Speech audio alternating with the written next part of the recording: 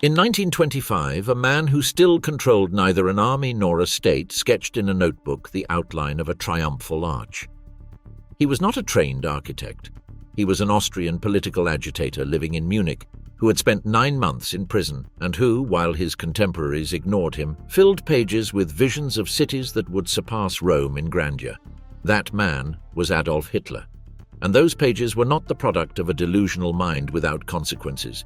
They were the governing program of the power that, in less than 20 years, would set the world on fire. The German historian Jochen Thies pointed out something many preferred to ignore. Hitler did not aspire merely to create a living space in Eastern Europe. His program involved total domination of the planet in calculated stages with dates, alliances, and identified adversaries. To understand the magnitude of this ambition, one must go beyond the battlefields. One must go to the drawing tables, to the sketchbooks, to the archives captured by the Allies after the war. There, among plans of cities that never existed, one can read with precision what Hitler wanted to build and on what ruins he intended to do so. Berlin was to be called Germania. It was to be the capital of an empire that, according to the Führer's own calculations, would soon stretch from the Atlantic to the Urals and from North Africa to the Caspian Sea. For this capital, he designed buildings that would make the monuments of antiquity look like school models. But the Germania project was not just architecture. It was the physical manifestation of an ideology that in its pursuit killed tens of millions of people. This is the account of that vision, of the men who tried to realize it, and of the few concrete remnants that still remain today on the marshy ground of Berlin as silent witnesses to what might have been. Did Germany want to conquer the world? There is a handwritten phrase by Adolf Hitler on page 389 of the digitized edition of Mein Kampf. Germany will either become a world power or it will cease to exist. The phrase dates from 1925. In the Germany of the Weimar Republic, humiliated by the Treaty of Versailles, hit by hyperinflation, and politically fragmented, no one took it seriously. This was one of the costliest mistakes of the 20th century. Mein Kampf was the flagship book of Nazi ideology, yet European powers systematically refused to read it for what it truly was, a government program. Hitler began dictating it to his secretary, Rudolf Hess, in 1924, during his imprisonment at Landsberg prison, where he was sentenced to 5 years for high treason after the failed beer hall putsch of November 1923. The court gave him lenient treatment. He received visits, correspondence, packages from admirers across Germany, and access to books that few prisoners could imagine. The prison governor recorded that Hitler hoped the book would reach multiple editions so he could settle his financial debts. He was not wrong. By 1939, 5.2 million copies had been sold in 11 languages. During the Nazi years, the book was distributed free to every newlywed couple and every soldier sent to the front. The book promoted 3 intertwined pillars: radical anti-Semitism, a racial worldview based on Aryan superiority, and a foreign policy oriented toward the conquest of Lebensraum, living space, in Eastern Europe. One of its chapters is explicitly titled Eastern Policy, Ostpolitik, where Hitler devoted entire pages to justifying the need for Germany to acquire new lands toward Russia. Only a sufficiently large space on this earth guarantees a nation the freedom of existence. It was not empty rhetoric. It was a manual. During his time in Landsberg, Hitler read Friedrich Ratzel, the German geographer, who in 1897 coined the concept of Lebensraum in his work Politische Geographie, and absorbed the ideas of general and geographer Karl Haushofer, with whom he had come into contact through Hess. Haushofer had read Halford Mackinder, the British geographer who described controlling the continental heart of Eurasia as the key to world domination, and had founded the journal Zeitschrift für Geopolitik in 1924. At this intersection of geopolitics, social Darwinism, and pseudo-scientific racism, the intellectual core of Hitler's program was formed. The idea of Lebensraum, however, was not original to Hitler. Before he turned it into state doctrine, the writer Hans Grimm had published in 1926 the novel Volk ohne Raum, People Without Space, which sold more copies than Mein Kampf, when both were available simultaneously. In 1914, during World War I, the German Empire had already developed expansion plans eastward that included control of Belgium, annexation of the iron deposits of Lorraine, and agrarian colonization of Poland and Ukraine. In 1961, the German historian Fritz Fischer published his research on these war objectives, describing the imperial project as a handle for world power. Hitler did not invent the German ambition for continental domination. He radicalized it to the point of turning it into systematic extermination. The debate over whether Hitler had a concrete plan for world conquest or simply reacted to circumstances is one of the longest running in contemporary historiography. In 1961, British historian Alan John Taylor ignited the debate with his thesis in The Origins of the Second World War, according to which Hitler was a traditional statesman who responded to opportunities rather than executing a pre-established master plan. Taylor's thesis generated a controversy that divided the academic community for decades, and its echoes are still felt today. In contrast to Taylor's position, two clearly defined schools emerged. The so-called Continental School, represented by historian Hugh Trevor Roper, held that Hitler had a clear agenda but geographically limited to Eastern Europe, the conquest of Lebensraum in the territories of the Soviet Union. For Trevor Roper, Hitler was consistent for more than 20 years in this continental program, and there was no documented evidence that his ambitions went further. This position was supported by historian Martin Brozak, who argued that the ideological escalation of Nazi anti-Semitism prevented a true systematic project of world conquest. Germany found itself in a global war without having fully planned it as such. The second school, the Global School, was developed by historians such as Günther Moltmann, Andreas Hillgruber, and Klaus Hildebrand. They argued that behind the three visible steps in Hitler's foreign policy, rise to power, revision of Versailles, expansion eastward, there was a fourth step with global consequences that guided all of the Führer's strategic decisions. Hildebrand, in his research on Third Reich foreign policy, identified in Hitler's concrete conduct a coherence that could only be explained by the existence of long-term goals far beyond Europe. In German, the term adopted for this goal is simply Das Programm, the program.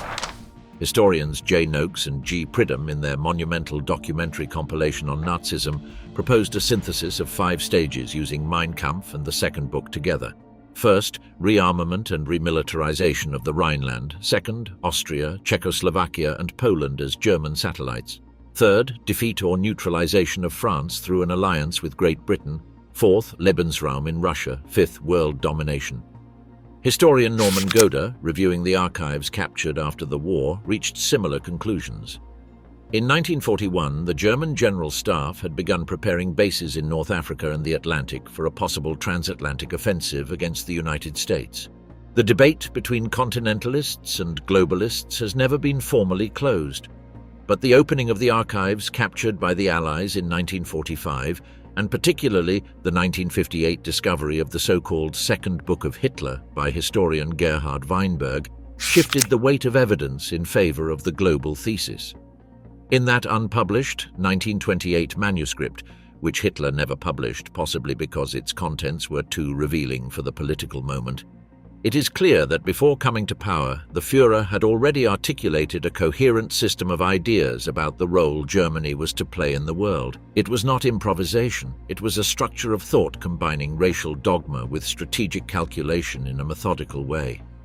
Two journalists and writers who knew Hitler closely understood the real dimension of the danger before anyone else.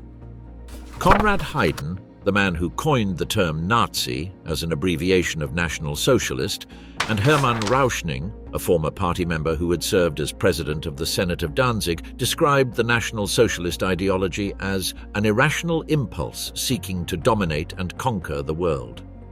Both published their warnings in the 1930s, when it was still possible to act. In Britain and France, their books found readers, but governments preferred to believe that Hitler was a manageable statesman. The program, Stages of World Domination. The program, according to its academic supporters, was not a detailed plan with precise dates and coded theaters of operation.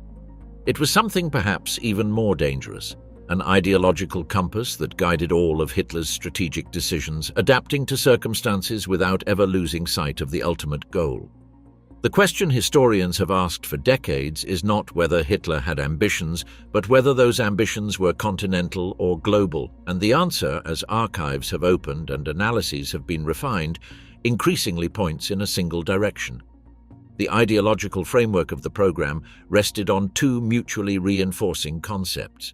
The first was racial doctrine, the belief that the Germanic Aryan race was the Herrenvolk, the master race, predestined by biological laws, which Hitler interpreted as laws of nature, to dominate the races he described as inferior.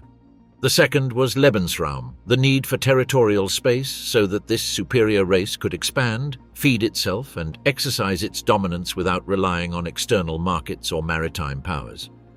Taken to their logical conclusions, both concepts could not be limited to Eastern Europe. They implied the entire world. Hitler explicitly compared Lebensraum with the American concept of manifest destiny. Just as Anglo-Saxon settlers expanded their borders westward at the expense of indigenous peoples, the Germans would expand theirs eastward at the expense of Slavic peoples. The comparison was deliberate and calculated to make the project understandable and justifiable in terms the Anglo-Saxon powers could recognize. What Hitler did not say publicly, although he elaborated on it in internal documents, was the scale of destruction his version of manifest destiny implied. The first stage consisted of consolidating a greater Germany that would absorb all German-speaking groups in Central Europe, the so-called Volksdeutsche, and reclaim territories lost in World War I. This phase was carried out with a speed that stunned European chancelleries. The remilitarization of the Rhineland in March 1936, the annexation of Austria on March 12, 1938, the absorption of the Sudetenland in October of that year following the Munich Agreement, and the occupation of Czechoslovakia on March 15, 1939. In each case, Hitler calculated precisely the point up to which Western democracies would tolerate expansion before responding militarily. In each case, he calculated correctly, until he did not. For this first stage to succeed, Hitler needed the benevolent neutrality of Great Britain. His reasoning was as follows: the British Empire was a maritime and colonial power whose fundamental strategic interest was control of the seas and trade routes, not the continental balance of Europe. If Germany made concessions on African colonies and moderated its naval program, the British could accept German expansion on the continent without intervening. He was even willing to guarantee the existence of the British Empire in exchange for a free hand in the East. Historian Goda noted that Donald Cameron Watt, who in 1990 still believed Hitler lacked long-term plans, ultimately admitted that the Führer rejected concessions to Francisco Franco and Mussolini precisely to preserve the possibility of an agreement with France and Great Britain that would free his hands to advance eastward. That gamble resulted in the program's greatest miscalculation. The second stage involved consolidating control over the eastern Lebensraum while extending German influence toward the Mediterranean and the Middle East. The oil wells of Iraq and the Persian Gulf, until then a source of British colonial power, would pass into the German sphere. North Africa would come under Reich control. Eastern Mediterranean ports would secure the transit of material resources that the territories conquered in the east would send to the metropolis. What Hillgruber and Hildebrand point out as decisive in this second stage is that it was not simply about winning the war. It was the beginning of building total autarky that would make the Reich invulnerable to any economic pressure or naval blockade. A Reich that would need no imports from the outside world, a Reich that would be a world unto itself. To populate the conquered territories in the east, the Nazi regime devised a plan recorded in history as the General Plan Ost, the General Plan for the East.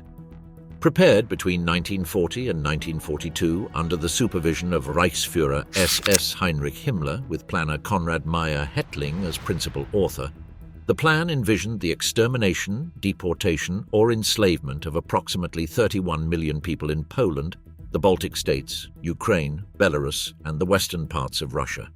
The percentages were specific: deportation or elimination of 80 to 85% of the Polish population, 75% of Belarusians, 65% of Western Ukrainians.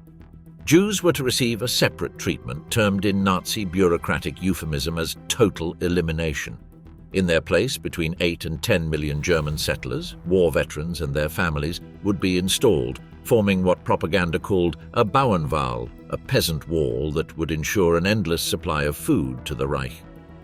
The artificial famine generated by the systematic requisition of agricultural crops in the occupied territories, the so-called Hunger Plan, was the mechanism intended to displace the enslaved population without firing a single bullet. The most important Soviet cities, including Moscow and Leningrad, would be flooded or left to starve and cease to exist. They were denied even a future as ruins. The third stage targeted the United States directly. Hitler mentioned this point with disturbing clarity, both in the second book of 1928 and in private conversations with his associates. The final duel would be against the North American industrial power, and that duel would be fought by a generation after his own. He recognized that he could not complete all three stages in his lifetime. What he intended to build were the foundations, territorial, industrial, demographic, and, as will be seen, architectural, on which his successors would complete the conquest of the planet. In his assessments of the United States, Hitler oscillated between contempt and recognition of a formidable adversary. In records of his private conversations after 1930, he is cited as describing North America as a mixed state incapable of waging war, weakened by the Great Depression and racial diversity. Yet in the second book, he described American power as the ultimate challenge of history, whose defeat would require a fully consolidated, autarkic, and militarily unbeatable Germany. The contradiction was not incoherence, it was strategy. Before facing the United States, Germans themselves had to be convinced that the enemy was weak, and before facing the United States, all others had to be defeated. Relations with Japan remained deliberately ambiguous in the program. In January 1942, 1 week after the Wannsee Conference, where the so-called final solution was coordinated, Germany and Japan signed a secret military convention stipulating that, in the event of a Soviet collapse, the Eastern Hemisphere would be divided between the two powers along the 70-degree east meridian, cutting across Siberia and India. It was a line drawn on a map slicing Eurasia north to south, assigning the west to the Reich and the east to the Empire of the Rising Sun. But there was never a concrete agreement on what would happen once Germany reached the third stage of its program. If today's allies would be tomorrow's adversaries, Hitler hinted at it privately but never wrote it into any treaty. Hated Berlin, the city that had to be redesigned. Adolf Hitler hated Berlin, not with the indifference of someone who simply prefers another place, but with the active animosity of someone who sees in a city everything he despises in a civilization. The writer Otto Friedrich put it precisely in his book Before the Deluge. Hitler detested Berlin's ingenuity, its cynicism, and its cosmopolitan atmosphere. In the 1920s, Berlin was the capital of the Weimar Republic, the epicenter of Weimar culture that produced expressionism, political cabaret, jazz music, and modern art galleries. It was a city where Marxists had solid political bases, where gay communities were visible, and where approximately a quarter of all of Germany's Jewish population lived. That city had to disappear, not just politically but physically. The idea of redesigning Berlin, however, has roots that predate Nazism. In 1905, the population of the German capital had jumped from 500,000 to over 2 million in a few decades, and the infrastructure had been unable to keep pace. There was no railway line or road running through the city from north to south. Instead, a chaotic network of alternative routes spread through the center, crossing main arteries and creating traffic jams that were the laughingstock of German claims to efficiency. In 1909, the authorities launched an international urban redesign competition. In 1917, the architect Martin Meckler presented a project that not only improved traffic, but also covered the reimagined capital with monuments inspired by imperial grandeur. Meckler's plan did not survive the transition from monarchy to republic, but some of its elements, the logic of major traffic axes, the monumental vocation, would reappear decades later in the mind of another man. According to data analyzed by Hitler's biographers, the young Austrian knew, at least vaguely, of Meckler's project and approved of it. As early as the mid-1920s, while writing Mein Kampf from the fortress at Landsberg, Hitler was producing sketches of monuments that would later form the core of the Germania project. The first and most important was the vision of a triumphal arch that would surpass the one in Paris. That drawing is dated approximately to 1925, 10 years before there was a single official in charge of building it. Albert Speer, the architect of the demon. In January 1937, Adolf Hitler appointed Albert Speer as General Inspector of Buildings of the Reich capital, with the rank of State Undersecretary and extraordinary powers over the government of the city of Berlin. He reported solely to the Führer. No minister, municipal bureaucrat, or party official could obstruct his decisions. At 31 years old, he held the most absolute architectural authority ever concentrated in the hands of a single person in modern European history.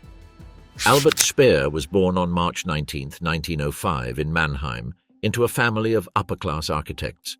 His father and grandfather were architects.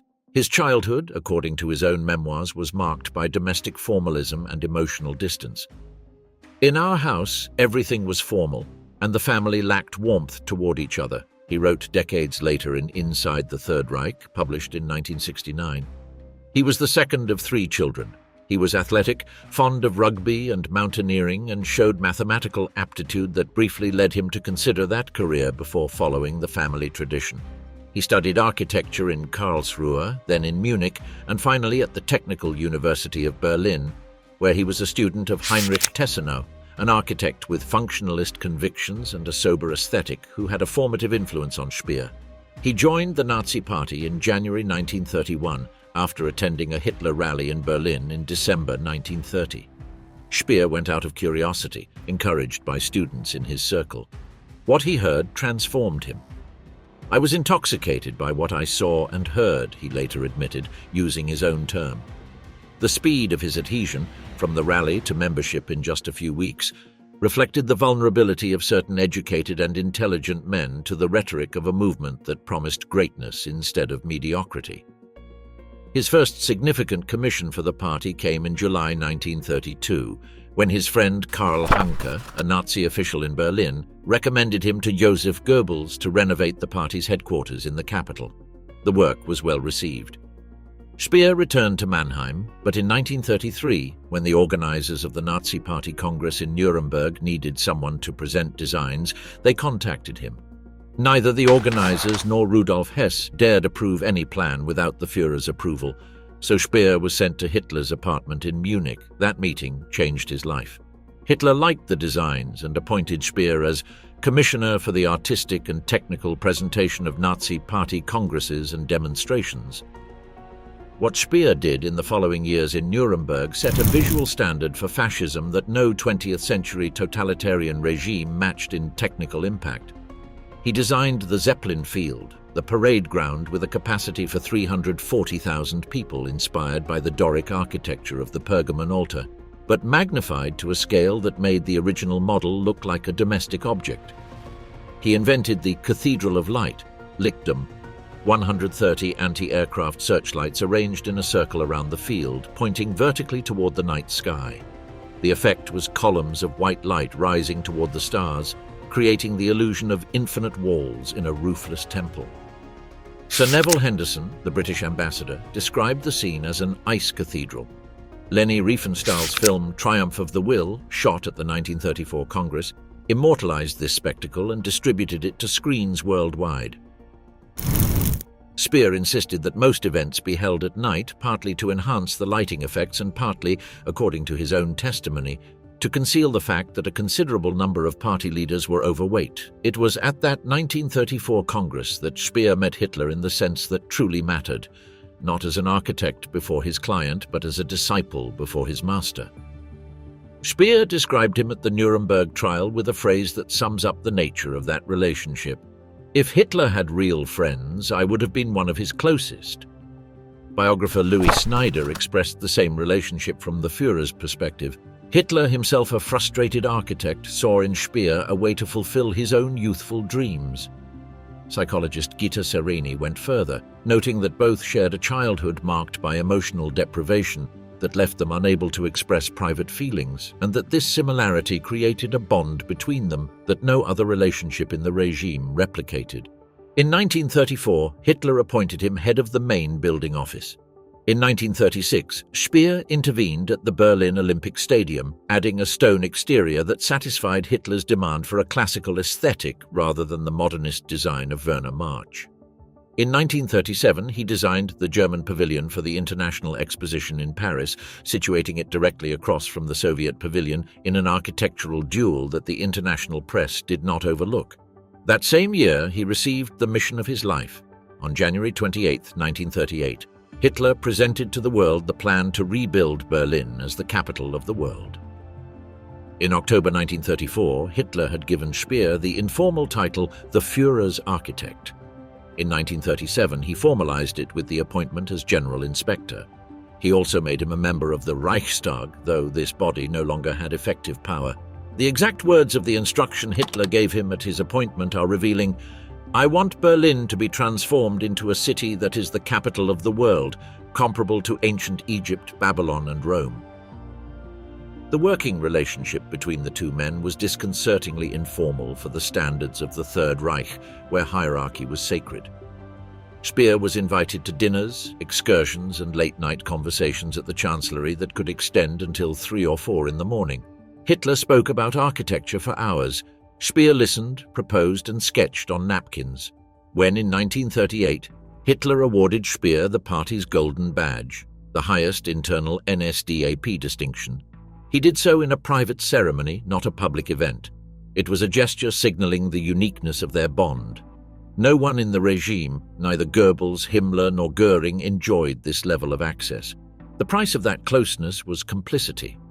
Speer's appointment as General Inspector included directing the Central Resettlement Department of Berlin, which from 1938 systematically evicted Jewish property owners from their residences in the German capital to free land for Germania's constructions. Speer signed the documents. He coordinated with SS offices. At the Nuremberg trial in 1946, he was the only high-ranking Nazi official to admit personal responsibility and renounce the defense of just following orders. He was sentenced to 20 years in prison, which he served entirely at Spandau Prison in West Berlin. Upon his release in 1966, he wrote Inside the Third Reich, which became one of the most widely read books on 20th century Nazism. He died on September 1, 1981, in London at the age of 76 in a hotel during a trip to record an interview for the BBC. The man who had designed the capital of the world died in a hotel room in the city of the enemy that his boss never managed to conquer. La Prachtallée, the Avenue of Splendors. The physical heart of the Germania project was a north-south roadway axis 5 kilometers long and 120 meters wide. Speer called it the Prachtallée, the Avenue of Splendors, or simply the north-south axis. 120 meters wide, wider than the Champs-Élysées in Paris, wider than any boulevard known in the Western world at the time. It was not a traffic avenue. It was a theatre of the state. The avenue would begin at the south with the new Südbahnhof, the South Station, designed for the Tempelhof-Schöneberg district. This station would simultaneously replace the old Anhalter and Potsdamer stations, which the north-south axis would render obsolete by cutting off their access routes. A traveller arriving by train in Germania would not encounter the chaos of platforms and stairways that characterized the large railway terminals of the era. They would find an antechamber of power, a station designed so that the very act of arriving in the capital would be in itself a spectacle of grandeur. From the exit of the Südbahnhof, the avenue extended in a straight line northward for 5 kilometers, reaching the Nordbahnhof in the Wedding district. Between these two stations was organized the urban and ideological heart of the Third Reich. Private vehicles and commercial traffic would have no access to the surface of the avenue. They would be diverted to an underground dual carriageway highway running directly beneath the parade axis, without intersections or traffic lights, connecting the north and south ends of the city through an uninterrupted tunnel. Sections of this underground infrastructure, never used, still exist beneath what is now the Tiergarten, accessible to specialized urban history groups such as the Berliner Unterwelten. The surface-level north-south axis would be the exclusive domain of moving propaganda, military parades, party marches, state processions. Individuals on the sidewalk would watch, never circulate. On both sides of the avenue, a chain of institutional buildings would be distributed, whose very scale forced observers to feel small. Speer designed their facades in a style he called strict neoclassicism, which later critics would more accurately call hungry classicism, polished granite surfaces without ornamentation, colossal pilasters, crushing horizontality occasionally interrupted by a columned portico that did not frame an entrance but projected authority. Speer's plan envisioned along the axis the headquarters of the High Command of the Army, ministries, a Japanese embassy, the only foreign embassy to receive a plot on the main avenue, a city hotel of unprecedented proportions, an opera house capable of surpassing the Staatsoper unter den Linden in capacity and magnificence, and representations of the Reich's leading industrial companies. It was not a government corridor. It was the backbone of a civilization that intended to be eternal. The north-south axis would intersect perpendicularly with the east-west axis roughly at the Reichstag, and this intersection would occur in the shadow of the Führerpalast, the Führer's palace, whose main entrance would face precisely this crossing, the point where the two axes of the world city met. The official name of the plan, the Gesamtbauplan für die Reichshauptstadt, the comprehensive construction plan for the capital of the Reich, envisioned the two major axes intersecting in front of the Reich Chancellery. The crossing would not be a roundabout or an ordinary intersection, but a monumental square concentrating in its immediate surroundings the symbols of the executive, military, and architectural power of the regime. The only component of the east-west axis completed before the war interrupted the project was the widening of the Charlottenburger Chaussee, today known as Straße des 17. Juni, which crosses the Tiergarten toward the Brandenburg Gate. Speer ceremonially delivered it to Hitler on April 20, 1939, during the celebration of the Führer's 50th birthday. To complete it, he moved the Berlin Victory Column, inaugurated in 1873 to commemorate Prussia's victories over Denmark, Austria, and France, and originally standing in front of the Reichstag, from its historic position to the center of the Tiergarten, where it stands today. He also added an additional red granite drum to raise it by 4 meters, magnifying its presence on the already completed axis. The Victory Column has been in this location since 1939. It is the most visible remnant of the Germania project in today's Berlin. To prepare the north-south axis, Speer oversaw from 1938 the demolition of 2 entire districts. Alsen, where the Volkshalle would rise to the north, and large areas of the Tiergarten, where ministries and institutional buildings would be built. The Siegesallee, the avenue of Hohenzollern statues running through the Tiergarten, was relocated to another part of the park in 1938 to clear the corridor for the future north-south axis. That same year, demolitions began in various points of the city centre, affecting tens of thousands of residents. Between 1938 and 1941, the number of apartments affected by the redevelopment plans exceeded 100,000, according to estimates documented by the project's resettlement department. Since none of the new residential blocks planned to house the displaced were built, the problem of relocation fell on the victims of the system. Berliners of upper and middle classes occupied the homes of those with less power, and those with the least power of all, Jewish families, were evicted with official papers signed by Speer's resettlement department and sent to ghettos and camps. This was not a side effect, it was a deliberate urban management mechanism in a racist state. The regime's propaganda presented the plan to the public with calculated pride. On January 28, 1938, Nazi newspapers published the Gesamtbauplan with detailed commentary and explanations. Der Angriff described the designs as truly monumental, exceeding all expectations. Volkshalle Beobachter proclaimed that from this stone desert will rise the 1,000-year Reich's capital. The international press reacted with a mixture of awe and alarm. The New York Times called it perhaps the most ambitious urban project of the modern era. Speer's own father, also an architect, viewed the plans when his son proudly showed them and issued a recorded verdict. "You are crazy. And your client too." Hitler, however, was far from intimidated by the scale of the project. Speer had a scale model of the north-south axis built, which was installed in a side room of the Reich Chancellery. It measured several meters in length and showed in miniature all the projected buildings from the Südbahnhof to the Volkshalle.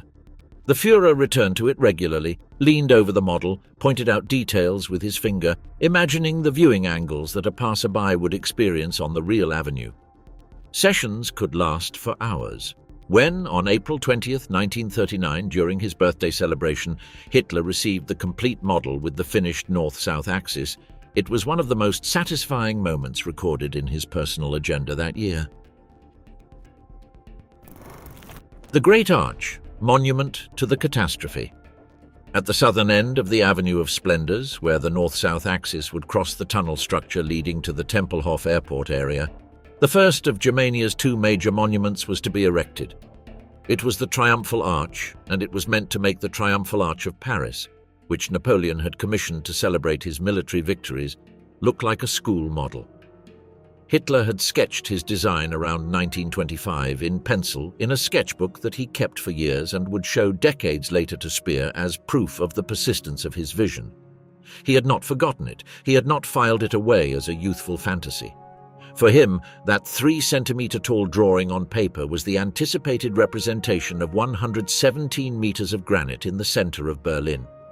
The arch would stand approximately 117 meters high and 170 meters wide at its base, nearly 3 times the dimensions of the Parisian Arch, which measures 50 meters high and 45 meters wide. The Paris Triumphal Arch, the largest triumphal arch in the world at that time, would have literally fit inside the opening of the German arch with several meters of clearance on each side. It was that contrast, exactly that contrast, that Hitler wanted visitors to experience. But the most significant difference was not dimensional but semantic. The Napoleonic Arch celebrates victories. Hitler's arch would commemorate a defeat. Inside it, engraved in stone, would be the names of 1,800,000 German soldiers who fell in World War I. It was a monument to grievance, built as a permanent challenge to French history and the humiliation of the Treaty of Versailles. A place where future Germans, the citizens of the thousand-year empire, could read the names of their dead and understand why the world had had to be reordered from its foundations. The choice to place the arch at the south end of the avenue, rather than the north near the Great Hall, was also a statement of urban intention.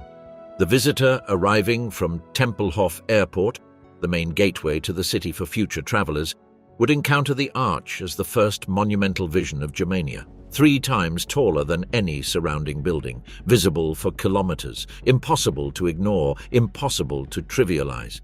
A slap of concrete and granite in the face of anyone who had thought that Germany's history had ended at Versailles in 1919.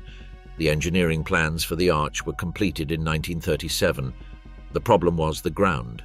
Berlin is built on an alluvial plain formed by the Spree River, swampy, sandy soil with low density and limited bearing capacity. It was the same soil that necessitated the construction of the most ambitious drainage system of the 19th century to maintain the city's foundations. No calculation could predict with certainty whether that soil would support the weight of a structure of the arch's projected dimensions without sinking progressively and irreversibly. Speer needed hard data. The solution was to build a scale experiment. In the spring of 1941, the construction company Dickerhoff and Widmann AG signed a contract with the Reich government and began erecting the Schwerbelastungskörper, literally the heavy load body. The labor was forced, French prisoners of war captured during the French campaign in the summer of 1940. There is no irony recorded in the documents regarding the fact that prisoners from the country that had built the original arch were the ones constructing the measuring instrument for the arch that was to surpass it. The result was a massive reinforced concrete cylinder. Its exterior diameter at the surface was 21 meters. Its visible height above ground level reached 14 meters. Below ground, it extended another 18 meters downward, where underground chambers housed precision instruments, extensometers and continuous red micrometers, tasked with recording any soil movement with an accuracy of tenths of a millimeter. The total weight of the structure was 12,650 metric tons, equivalent to the calculated load for just one of the 4 pillars of the projected arch. The logic was straightforward. If the cylinder sank 6 centimeters or less during the test period, the ground would be considered sufficiently stable to begin construction without additional consolidation treatments. The instruments began recording data. The cylinder sank, not 6 centimeters.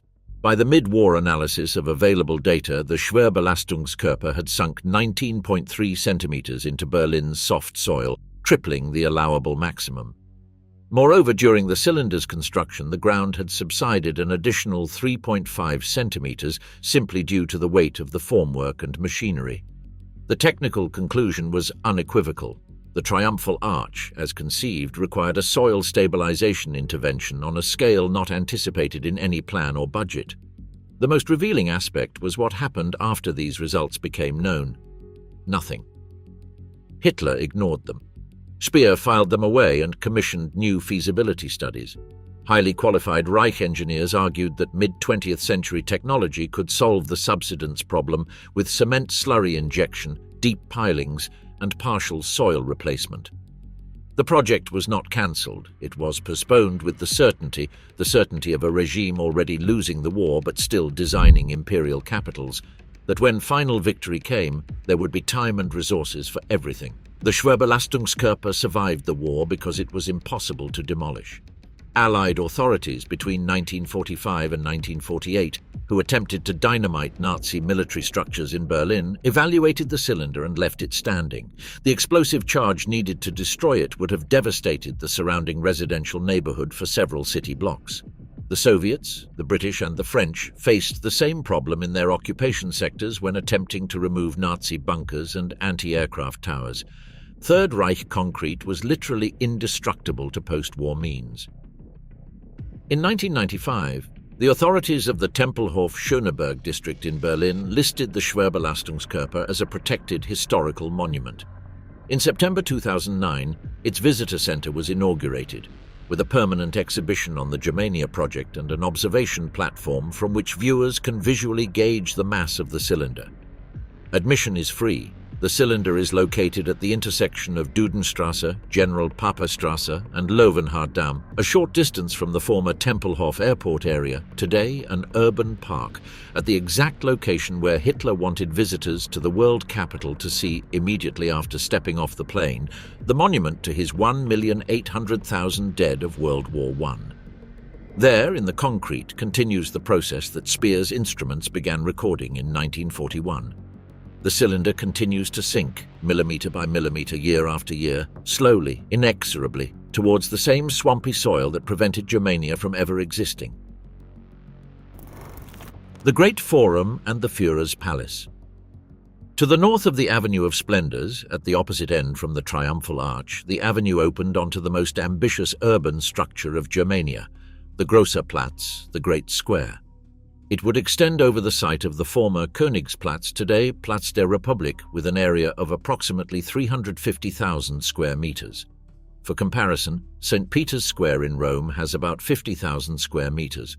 Madrid's Plaza Mayor, 12,000. The Großer Platz would be 7 times larger than St. Peter's. It was not a public square in any conventional urban sense. It was an instrument of psychological suppression of the individual before the mass and the state. The design of the Großer Platz followed a logic of power scenography that Speer and Hitler had first tested in Nuremberg. At the Nazi Party congresses at the Zeppelin Field, Speer had learned that architecture did not need walls to crush the individual. It was enough to define a space so large that the human body was reduced to an insignificant point within it. The Großer Platz applied this lesson on a permanent urban scale. It would not be a meeting place, but a site of collective submission, where every citizen, standing among hundreds of thousands of others, would instinctively understand their place in the hierarchy of the Reich. The square would be framed by the buildings of Third Reich power, arranged according to a deliberate logic of intimidation. To the west, on the site where the Kroll Opera House once stood, the building where the Reichstag had held its last sessions since 1933, including the one in which, on March 23rd of that year, it passed the enabling act that legally made Hitler a dictator, the Führer's Palace would rise. The irony was total. The seat where the German parliament had voted to dissolve itself would be demolished to build the residence of the man that vote had enthroned. To the east, the Reichstag building of 1894, designed by architect Paul Wallet, inaugurated in 1895 and burned under circumstances still debated by historians on February 27, 1933, would remain standing but downgraded to a secondary role, reduced to a backdrop for the new constructions surrounding it. The building that had housed German parliamentary democracy would be literally framed by the symbols of its destruction. To the south of the square, flanking the entrance from the Avenue of Splendors, would stand the new Chancellery of the Third Reich and the High Command of the German Army, Oberkommando der Wehrmacht, one on each side of the grand entrance, like stone guardians of the seat of power. These two institutions, the civil government and the military command, closed off access to the forum from the avenue, visually establishing that to reach the heart of the world's capital, one had to pass under the control of the state and the army. The Führer's Palace was, within the Great Forum complex, the only building whose architectural program was relatively well documented in Speer's plans. It would serve as Hitler's official residence and, simultaneously, the administrative seat of executive power. The design included a main granite facade extending across the entire width of the west side of the square, with a horizontal proportion so pronounced that it would compel the observer to visually traverse it from left to right for several seconds before taking it in fully. Inside, the building would be connected to the Volkshalle by an underground cryptoporticus, a covered corridor in the Roman architectural tradition, so that Hitler could move from the palace to the People's Hall without ever appearing outside, protected and safe from any contingency, passing between his two manifestations of power, the residence and the temple. This detail of the cryptoporticus was neither casual nor arbitrary. Historian and Volkshalle researcher Hanno Zingel noted that the combination of the Führer's Palace and the Volkshalle consciously reproduced the model of Augustus in Rome. The modest Palatine residence connected to the Temple of Apollo, the man's palace connected to the god's sanctuary. Hitler was not oblivious to this comparison. He encouraged it. In May 1938, during his only official visit to Rome, where he met Mussolini and established the formal foundations of the Axis, Hitler privately visited Hadrian's Pantheon before the official opening hours and spent a considerable amount of time inside contemplating the dome. The visit confirmed convictions he had held for more than a decade and which would crystallize directly in the Volkshalle. To the north of the square, the fourth side of the complex, the avenue ended, and the building that dominated everything else began. The Volkshalle was not one of the Great Forum's buildings. It was the building of the Great Forum. Everything else, the palace, the Reichstag, the Chancellery, the avenue itself, existed to prepare the visitor for this encounter. The Spree River, which runs west to east through central Berlin, would pass under the podium of the Volkshalle, buried or channeled so as not to interrupt the solidity of the foundation. In some versions of the plans, the very current of the Spree would be diverted. In others, the building would rise above it in a colossal viaduct construction. The city's river, like the city's history, would be redirected to serve the project. The Grosser Platz, like the rest of the Germania project, never progressed beyond the plans and the model. The land was acquired in its entirety. Records from the resettlement department confirm that all owners of the area were evicted before 1941. Engineering plans were developed in sufficient detail to begin construction, and plaster models showed every facade and every proportion precisely. But not a single stone was laid on the ground in Berlin. The war arrived first, along with a shortage of steel, concrete, and available labor that would have been necessary to transform that acquired land into the heart of the world's capital. The Volkshalle, the thousand-year temple, the Volkshalle, the People's Hall. If the Triumphal Arch was a monument to memory, the Volkshalle was a monument to the present of power and the eternity of the race. It was, according to all calculations that survived in Speer's archives, the largest building ever conceived to be constructed. And if it had been built, it would still be today the largest covered space in the world. Hitler personally designed its general lines. Speer gave them technical form. The result was a circular plan building topped by a dome 290 meters high, taller than the Empire State Building without its antenna, and 250 meters in diameter. To put that in perspective, the dome of St. Peter's Basilica in Rome, for centuries the building with the largest dome in the world, has a diameter of 42 meters. The Volkshalle would have been 16 times larger in diameter than St. Peter's. Its interior could accommodate 180,000 people simultaneously. Those 180,000 human bodies breathing inside a closed space of those dimensions would create a problem that neither Hitler nor Speer addressed publicly, but which engineers calculated privately. The combined humidity from collective breathing would form clouds inside the building. The Volkshalle would have had its own internal weather system. It would occasionally rain inside the Führer's temple. The acoustics would also be useless for speeches. The vastness of the space would cause any sound to disperse into overlapping echoes, turning words into unintelligible noise. Hitler's voice, the instrument that had forged his political career, would be reduced to a whisper in the only building that was supposed to amplify it. Speer wrote in his memoirs that Hitler, when discussing the Volkshalle, did not worry about acoustics or internal weather. What obsessed him was the historical perspective. He liked to imagine how a civilization of the 33rd century would see this building. Just as when he contemplated the Pantheon in Rome, he wanted the Volkshalle to remain a grand ruin for millennia. This was the ruin value theory. Ruinenwert. Buildings were meant to be designed to remain as visually striking monuments even in ruins. The Volkshalle, the People's Hall, also known as Große Halle, Great Hall, or Ruhmeshalle, Hall of Fame. Hitler had been drawing versions of this building since 1925, when he still lived in Munich without ever having visited Rome. The original sketch he gave to Speer in 1934 showed a pronaos with columns evoking Hadrian's Pantheon, a rectangular intermediate block, and behind both a dome with proportions that doubled and then tripled those of all known buildings. It was not the dream of an ignorant amateur. It was the vision of someone who had obsessively studied Imperial Roman architecture and knew exactly how much he needed to surpass his models for the achievement to be overwhelming. Speer took that sketch and developed it until it became the only building in his career that he himself would describe, already in prison, as Monsterbau, the monster building. The final structure would have had a square podium 315 by 315 meters in base, roughly the length of 3 football fields in each direction, and 75 meters high upon which the dome would rise. This would reach 290 meters from ground level to the top of its lantern, with a base diameter of 250 meters. The oculus at the top of the dome would have been 46 meters in diameter. Through this circular light opening, the entire dome of St. Peter's Basilica could have been inserted without touching the edges. St. Peter's own dome measures 42 meters in diameter. The Volkshalle would have contained it as one holds a walnut in the palm of a hand.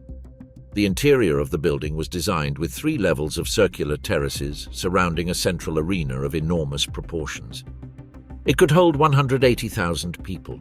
To put that number in perspective, the largest stadium in the world today, the Narendra Modi Stadium in Ahmedabad, India, holds 132,000 spectators.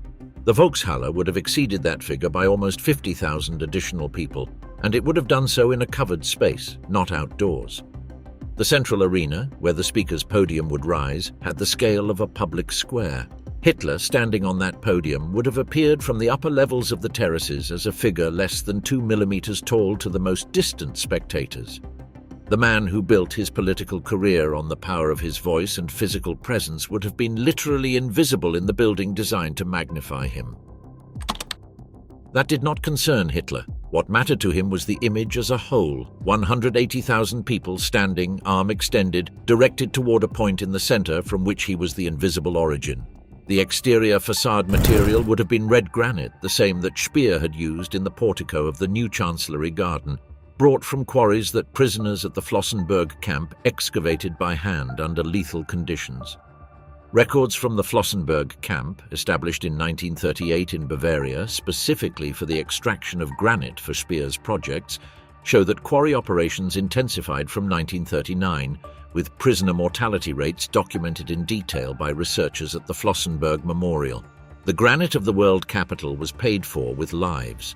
The interior of the dome reproduced the geometric logic of Hadrian's Pantheon, a succession of coffers decreasing in size toward the oculus, creating the visual illusion of infinite depth toward the light. But while the Pantheon has an internal diameter of 43 meters, the Volkshalle would have had 250. The effect would not have been contemplative serenity, but physical vertigo, spatial disorientation, which the writer Robert Harris, in his 1992 alternate history novel Fatherland, described with an image that architects consulted for the book found technically accurate. The condensation of the breath and sweat of 150,000 human bodies in a closed space of these dimensions would precipitate at the top of the dome, forming mist and eventually drizzle. The Volkshalle was to have its own internal weather system. It would occasionally rain inside the most important building of the Third Reich. This phenomenon was not a literary speculation. It actually occurs in the Vehicle Assembly Building at NASA's Kennedy Space Center, whose interior height exceeds 160 meters, confirming that Speer's prediction for the Volkshalle was technically grounded. The acoustics would have posed a problem with no known solution. The interior volume of the Volkshalle was so disproportionate compared to any concert hall or auditorium of the time that reverberation calculations produced results that made any speech delivered at the central podium unintelligible. The projected reverberation time, the time it takes for a sound to decay to 60 decibels below its original level, would have exceeded 30 seconds at certain frequencies. A sentence spoken by Hitler would have begun to fade 6 sentences later. The regime, which had built its power on amplifying the leader's voice, was designing the hall in which that voice would be destroyed by the walls. The problem was noted by acoustic engineers in the technical project reports. There is no evidence that Hitler took it into account. What Hitler did consider was the religious dimension of the building. According to Speer's testimony in several interviews after the war, the Führer believed that over the centuries the Volkshalle would acquire a sanctity equivalent to that of St. Peter's Basilica for Catholicism. Not a political monument, but a dynastic sanctuary, the place where the Germanic people would come to venerate not only Hitler but also the series of successors he foresaw, following the logic of a new racial aristocracy that would rule the planet for millennia. Speer phrased it precisely in his memoirs. Hitler believed the building would become a sacred place of National Socialism, comparable to what St. Peter represents for Catholicism. For that purpose, Speer designed the connection between the Volkshalle and the Führer's palace via an underground cryptoporticus, exactly reproducing the model of Augustus's residence on the Palatine connected to the Temple of Apollo, the ruler's palace connected by a secret passage to the sanctuary of the god he embodied. The exterior iconographic elements completed this message without ambiguity. On the lantern above the dome, the highest point of the structure, visible from all over Berlin and several kilometers around, an imperial eagle with outstretched wings would hold the globe of the earth in its talons. Not the traditional imperial shield, not a swastika, but the entire planet, in an image drawn directly from Roman iconography, where the same gesture, the eagle holding the orb, represented the Cosmocrator, the Lord of the world. Flanking the north facade were 2 monumental sculptures by the sculptor Arno Breker, personally chosen by Hitler, each 15 meters tall. To the west, Atlas holding up the heavens. To the east, Tellus holding up the earth. The largest building ever conceived for construction would proclaim from its exterior, in the language of classical mythology, that the race inhabiting it had taken possession of the cosmos. The Volkshalle was never started. The Alsen district was cleared of its inhabitants. The resettlement department plans confirm that the area was completely vacated before 1941. Engineering studies were completed, and the land was fully acquired. But the same data provided by the Schwerbelastungskörper about Berlin's soil subsidence established that the Volkshalle's foundation would have required stabilization interventions on a scale unprecedented in the history of 20th century civil engineering, with piles that had to reach solid geological strata at depths of 30 meters or more beneath the sandy ground. The war arrived before any of these interventions began, thinking about how it would look in ruins centuries later as a legacy of a civilization that did not need to justify itself because it was destined to last forever. For the exterior, the Volkshalle would have had a colonnade of granite pilasters on a superhuman scale. The interior would be austere but overwhelming, an immense dome over an empty space without divisions, designed to produce in the individual a sense of absolute smallness before the greatness of the Reich. The Führer planned for his words to resonate there as in a sacred place. The psychological effect would be total. Nothing would be left to chance. On the dome's portico, as Hitler had ordered, an imperial eagle would be fixed, holding in its talons not the classic shield but the globe of the earth. It was the symbol of a project that in its iconographic language left no ambiguity about its intentions. The entire world at the feet of the Third Reich. The Volkshalle was never started. The land in the Alsen district was cleared, the engineering plans were prepared, and the land was acquired.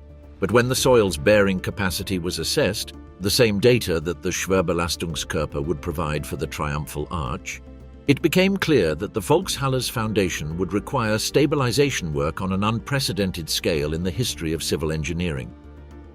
The ruins of a dream, the remains of Germania today. The model of Germania that Speer built for Hitler, a scaled recreation of the north-south axis with its main monuments, was displayed in a side room of the Reich Chancellery.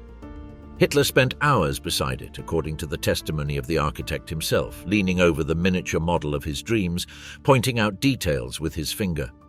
That model did not survive, but some elements of the project left marks on Berlin's urban fabric that are still visible today. The east-west axis, the only major component that was completed, remains the backbone of traffic west of the Brandenburg Gate. The wrought-iron street lamps designed by Speer, elegant, double-headed, with an aesthetic that combines classicism with industrial sobriety, still illuminate both sidewalks of the boulevard. The Victory Column, which Speer moved from the Reichstag to the center of the Tiergarten in 1938 in preparation for the north-south axis, remains in its relocated position, 4 meters higher due to the addition of a granite drum that Speer added to magnify it. Sections of the underground highway tunnel that would have run beneath the north-south axis remain under the Tiergarten, accessible to researchers. And in the Tempelhof-Schöneberg district, at the intersection of Dudenstrasse, General-Pape-Strasse and Löwenhardt-Damm, the Schwerbelastungskörper still stands.